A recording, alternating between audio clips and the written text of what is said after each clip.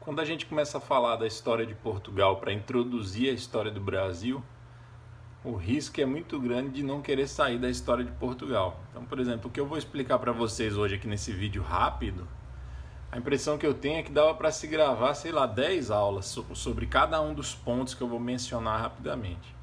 Então, assim, tenham sempre em mente que a gente está fazendo um resumo grosseiro da história de Portugal para poder servir de introdução à história do Brasil. E hoje a gente vai falar finalmente, da formação e consolidação definitiva do Reino de Portugal. Bem, antes de falar disso, eu quero ler uma citação aqui para vocês. Esse aqui é o livrinho que eu mencionei numa aula anterior. Assim, para quem tem curiosidade um pouco mais aprofundada, eu recomendaria, tá? Se você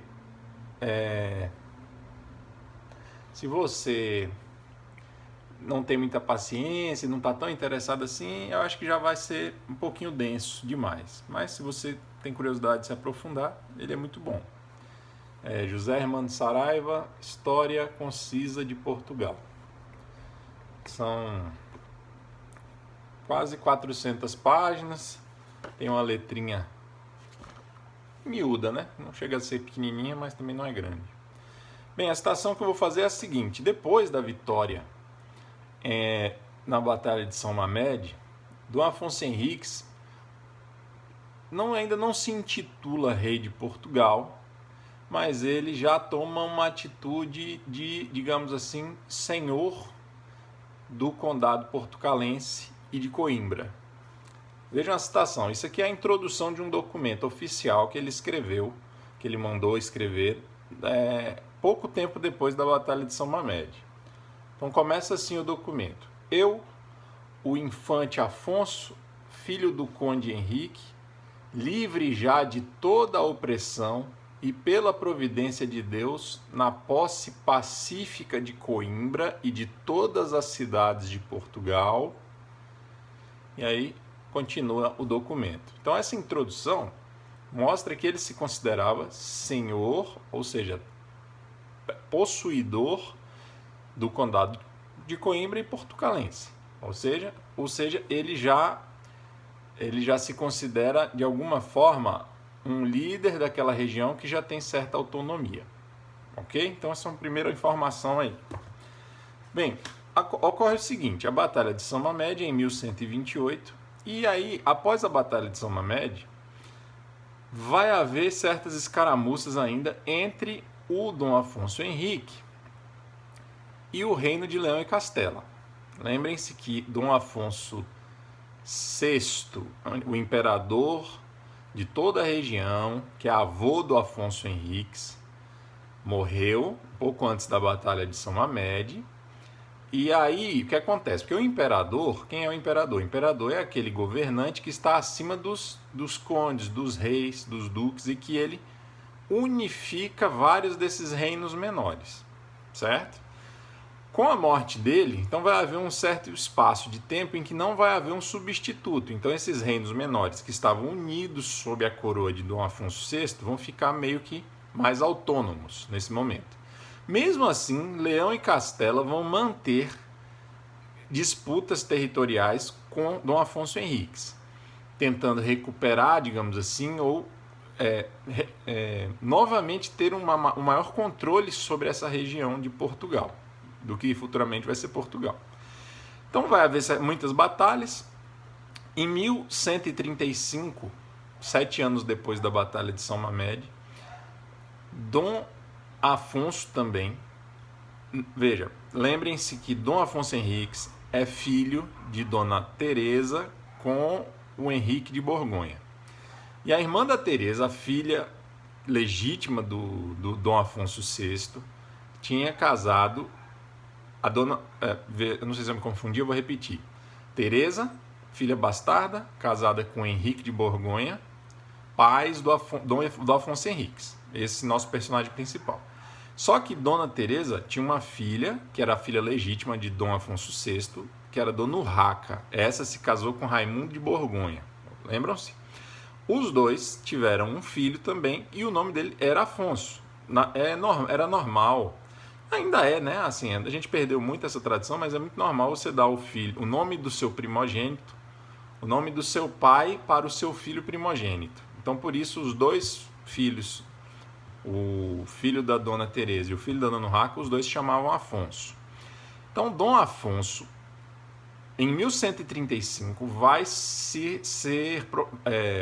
ser coroado imperador de toda a Espanha, em substituição ao avô. E ele, em 1135, vai tomar o título de Dom Afonso VII. O avô foi sexto, ele é sétimo. E esse Dom Afonso VII, muito mais ambicioso do que Dom Afonso Henriques, vai colocar obstáculos, empecilhos para o Dom Afonso Henriques. E o Dom Afonso Henriques, caracteristicamente dele, isso vai, em 1137, avançar em direção ao norte agora, contra o Dom Afonso VII. Vai haver uma batalha em 1137, que é a Batalha de Cerneja. Nessa batalha, o Dom Afonso Henriques vai ser vitorioso, porém, em vez de uma vitória esmagadora, eles vão acabar fazendo um acordo que é o Acordo da Paz de Tui, que é uma região ali do norte da península. Então, ambos vão fazer uma paz por tempo indeterminado. Muito bem, então as relações, as lutas de Dom Afonso Henriques contra outros membros da cristandade, ali, outros reinos cristãos, fica parada, né? Fica interrompida por um tempo. 2 anos depois, Dom Afonso Henriques se volta novamente para o sul e, numa incursão para a região dos Mouros, vai acontecer a famosa Batalha de Ourique. O que foi essa Batalha de Ourique? Foi o seguinte: um belo dia, às vésperas do dia de São Tiago, vai aparecer, reza a lenda, que Nosso Senhor Jesus Cristo vai aparecer crucificado para Dom Afonso Henriques, dizendo que no dia seguinte ele teria uma grande batalha e seria vitorioso. Realmente, no dia seguinte, o Dom Afonso Henriques se depara com um grande exército mouro e, surpreendentemente, isso realmente está registrado, as forças dele eram muito menores e ele venceu os mouros, estendendo um pouco a fronteira do ainda condado portucalense e de Coimbra mais para o sul. Porém, não se sabe se antes ou se depois dessa batalha, o Dom Afonso Henriques vai ser aclamado rei. O exército vai aclamá-lo rei. Em algumas outras versões, ele mesmo se autoproclama rei e é aclamado em seguida. Ocorre que esse é o momento em que a gente considera como o momento da fundação do Reino de Portugal. 1139. Em 1140, todos os documentos oficiais já vão partir assinados pelo rei Dom Afonso Henriques, ou Afonso I, como ele vai ficar conhecido, primeiro rei de Portugal. Em 1143, novamente, vai haver um encontro do Dom Afonso Henriques com o primo, o Dom Afonso VII, o imperador, e eles vão fazer um tratado que é o Tratado de Zamora. Esse tratado vai selar realmente a independência de Portugal. E o primo Dom Afonso Henriques, rei de Portugal, vai ser vassalo do imperador, vai ser integrado ao império do Dom Afonso VII. Então eles fazem esse acordo, era um acordo vantajoso para Dom Afonso Henriques, já que ele estava oficialmente reconhecido pelo imperador de toda a Espanha como rei daquela região, ou seja, a região agora era um reino independente. Mas, mesmo assim, nesse momento aí da Baixa Idade Média, era muito normal, ele se submetia como vassalo de um senhor acima dele, que era o imperador. Isso não significa que Portugal obedecia a ordens do imperador. Não, Portugal era independente, uma monarquia independente. Mas, digamos assim, para fins de relações internacionais ou de guerras, ele era vassalo do imperador Dom Afonso VII de Espanha. Muito bem. Pessoal, uma observação. A gente encontra muito nos livros de história o quê? A informação de que Portugal é a nação mais antiga, foi o primeiro Estado nacional que se formou. Veja, só para deixar isso claro. antes de Portugal se tornar um reino, existiam outros. Então, o que significa dizer que Portugal é o Estado nacional mais antigo? Significa dizer que dos Estados nacionais modernos, por exemplo, dos Estados nacionais dos países existentes hoje na Europa, no Ocidente, podemos dizer, Portugal é o reino mais antigo, é o que sobreviveu, dos que sobreviveram, é o mais antigo. O Reino de Leão, por exemplo, não existe mais, se integrou totalmente à Espanha, e a Espanha, como Estado Nacional unificado, vai aparecer depois de Portugal. Então é nesse sentido que a gente fala que ele foi o pioneiro aí dos Estados Nacionais modernos. Em 1179, né, então 40 anos depois, né, da independência de Portugal, e isso é muito importante, o Papa Alexandre III vai oficialmente reconhecer Portugal como um reino.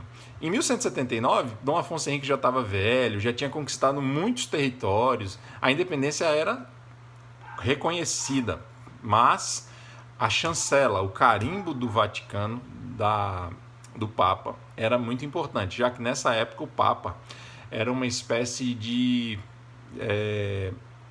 superior de todos os monarcas. Todos os monarcas da cristandade, naturalmente, eram cristãos. Como cristãos, deviam obediência ao Papa. Então, o Papa meio que tinha uma autoridade supranacional. Beleza? Deixa eu ver se tem mais alguma coisa. Não, é isso. Tá certo? Um abraço para vocês.